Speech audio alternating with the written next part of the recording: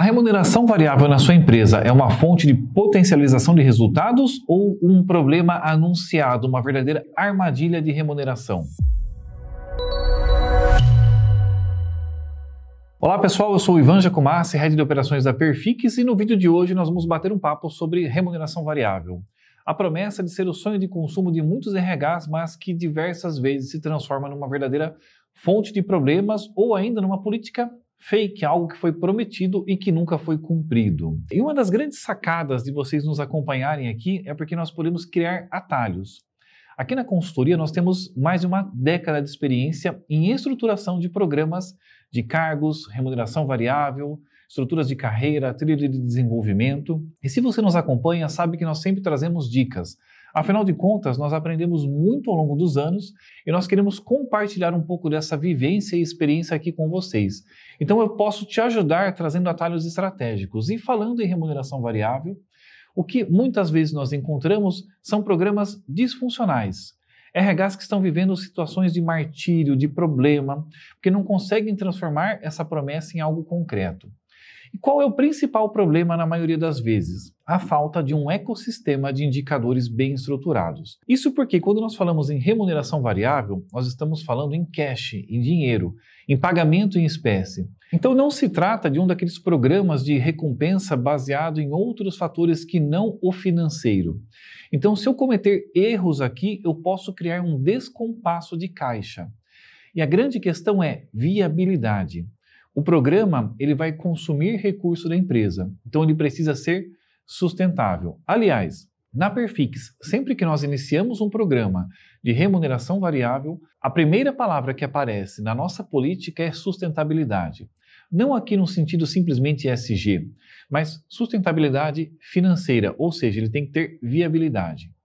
Quando você vai pensar num programa, você precisa entender que, já que eu vou gerar um consumo extra de recursos, eu preciso de uma contrapartida. Essa é a grande sacada da nossa estruturação.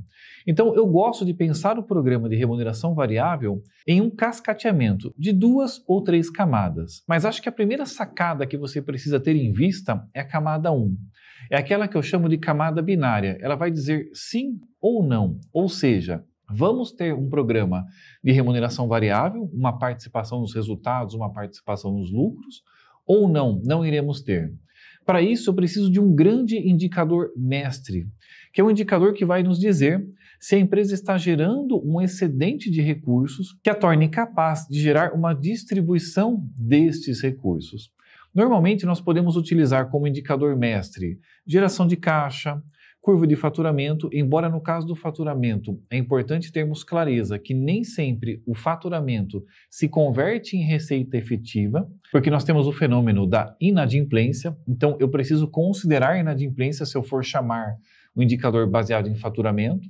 Poderíamos pensar também em volume de vendas, mas aí também teríamos que ter uma preocupação com relação ao prazo de conversão dessas vendas em contrato, faturamento e caixa. Mas a questão é, estamos utilizando um grande indicador financeiro que vai dizer a empresa está tendo ingresso de recursos. Uma vez que esse indicador está bem mapeado, eu preciso trazer um valor de referência, a nossa meta principal. Quando eu tenho essa meta, eu posso começar a trabalhar o conjunto no qual eu vou atrelar o meu programa de remuneração variável. Então, vamos usar aqui no nosso exemplo o fluxo de caixa. Eu vou estabelecer um volume de caixa que precisa ingressar mensalmente, ou semestralmente, ou anualmente. E a partir deste ingresso, eu fixo que o excedente dessa meta poderá ser distribuído aos colaboradores das equipes. A grande sacada aqui é entender que esse caixa que eu vou reservar já faz parte do meu fluxo financeiro habitual. Ele tem que estar remunerando a minha folha, os meus investimentos, o meu custo de operação. Então eu não vou comprometer a capacidade financeira da empresa. E aliás, na fixação da meta, se você está começando agora o seu programa de remuneração variável, você vai estabelecer como referência um indicador superior ao que você tem hoje. Porque não faz sentido querer pagar uma premiação para resultados que já são existentes, que já estão consolidados. Então, a partir daquilo que eu tenho hoje, eu fixo uma meta que me permita, neste excedente, começar a distribuição. Esse vai ser o meu indicador primário e é o arcabouço que dá segurança financeira ao projeto. Por quê? Se eu atingir essa referência, eu vou poder pagar remuneração variável, ou seja, ele dá aquele clique, ele me diz, sim, vamos pagar o variável este ano, ou, se não for atingido, ele causa um bloqueio, não teremos pagamento de variável. Isso garante transparência, porque você tem algo a informar para as equipes. Se não houver pagamento, é porque nós não atingimos o coeficiente financeiro mínimo de viabilidade, ou seja, pagar o variável iria comprometer o nosso fluxo de caixa e, por consequência, a própria saúde financeira da empresa, o que não é desejável, porque isso comprometeria a própria capacidade da mesma de manter a empregabilidade de todos os participantes.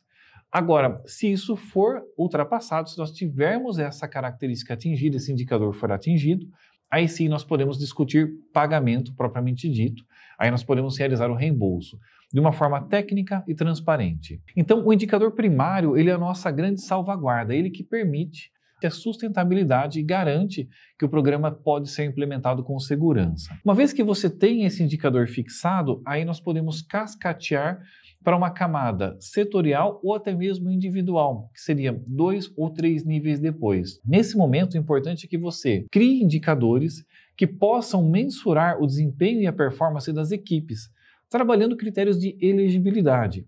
Ou seja, olha, nós temos aqui o indicador primário, ele foi atingido, então potencialmente nós podemos realizar o pagamento desse variável, dessa participação nos resultados. Agora, se você é elegível ou não, nós vamos olhar indicadores da sua área, da sua equipe. Então, será que o seu setor atingiu o coeficiente necessário? Se você é uma área comercial, por exemplo, você fez o volume de vendas esperado? Se você está na área financeira, será que você atingiu todos os prazos exigidos para o fechamento dos demonstrativos?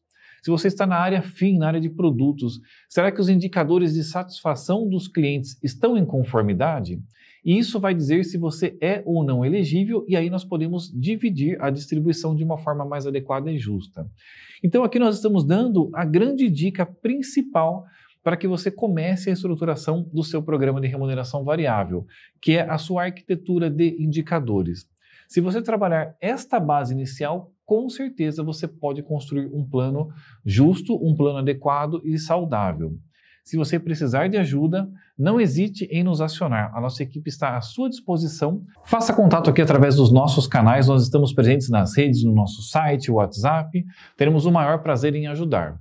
Obrigado e até a próxima.